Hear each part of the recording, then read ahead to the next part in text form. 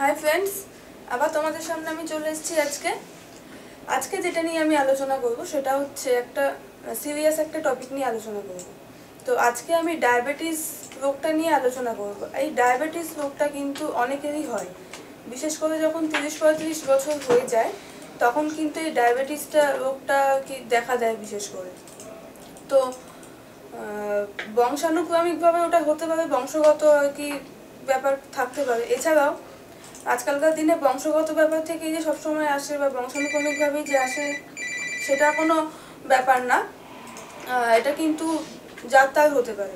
তো তার জন্য কিন্তু আমাদেরকে বিভিন্ন সচেতনতা এবং শৃঙ্খলা কিন্তু আমাদেরকে নিয়ে চলতে হবে এবং অবশ্যই কিছু মেনটেন করে চলতে হবে। তাহলে কিন্তু দেখবেন যে ডায়াবেটিস, আমাদের যাদের ডায়াবেটিসে আক্রান্ত হয়েছেন তাদের কিন্তু তারা যদি নিয়মমাফিকভাবে চলেন তাহলে কিন্তু কোনো প্রবলেমই হবে না। তো আমি আজকে সেই টিপসগুলো নিয়ে এসেছি যে কীভাবে চললে আপনাদের ডায়াবেটিসটা কিন্তু নিয়ন্ত্রণে থাকবে। প্রথমত, মোটামুটি বয়স যখন 30 থেকে 35-এর মধ্যে হয়ে যাবে তখন কিন্তু বছরে অ্যাটলিস্ট 2বার ডায়াবেটিস সুগারটা চেক করে নেবেন।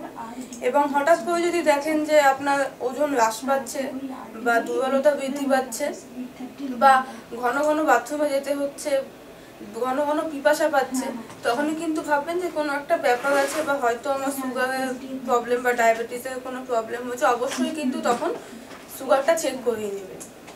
এবং এছাড়াও আমাদের এখনকার দিনে খুবই ফেসিলিটি হয়ে গেছে একটা, যে বাড়িতে নিয়ে এসে যদি আমরা গ্লুকোমিটার, কম দামে একটা গ্লুকোমিটার বাড়িতে যদি আমি নিয়ে এসে যদি আমি সুগারটা চেক করে নিই তাহলে কিন্তু হয়ে যায়। যেমন যদি আমরা খাওয়ার আগে যদি আমরা সুগারটা চেক করি, যদি সুগারের পরিমাণ 6 মিলিমোল হয় বা খেয়ে যদি আমরা যখন সুগার চেক করবো তখন যদি মোটামুটি সুগারটার পরিমাণ 8 মিলিমোল হয় তাহলে কিন্তু আমার সুগারটা নিয়ন্ত্রণে আছে।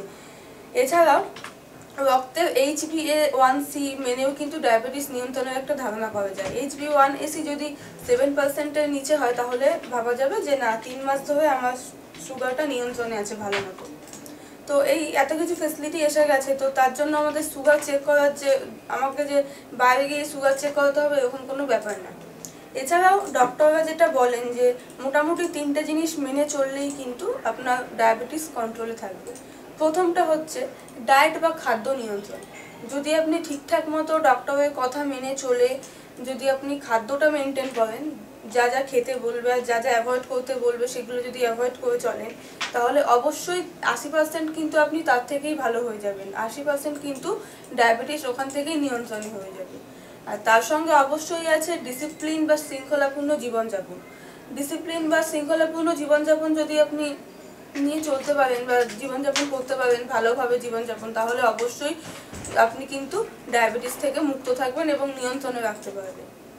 আর তৃতীয় যেটা হচ্ছে সেটা হচ্ছে ওষুধ খেতে হবে, ড্রাগস বা ওষুধগুলো, ডায়াবেটিস নিয়ন্ত্রণের যে ওষুধ।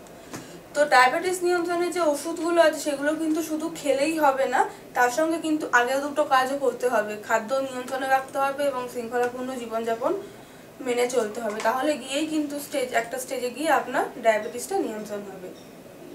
তো এগুলো যদি আপনি করতে পারেন তাহলে কিন্তু আপনি সম্পূর্ণভাবে ডায়াবেটিসটাকে নিয়ন্ত্রণে রাখতে পারবেন এবং আজকালকার দিনে এটা কোনো ব্যাপার না। তো আমার তরফ থেকে এই টিপস ছিল আপনাদের কাছে যে কিভাবে নিজের ডায়াবেটিসটা নিয়ন্ত্রণে রাখা যায় এবং নিজের সচেতনতা বৃদ্ধি করা যায়। তো আমার ভিডিও যদি আপনাদের ভালো লেগে থাকে তো অবশ্যই আমার ভিডিওটা লাইক এবং শেয়ার করবেন এবং অবশ্যই কিন্তু আমাদের চ্যানেলটা সাবস্ক্রাইব করবেন। আর অন্য কোনো টপিক সম্বন্ধে যদি জানার থাকে কিছু অবশ্যই আমাদের কমেন্ট সেকশনে কমেন্ট করবেন। Thank you.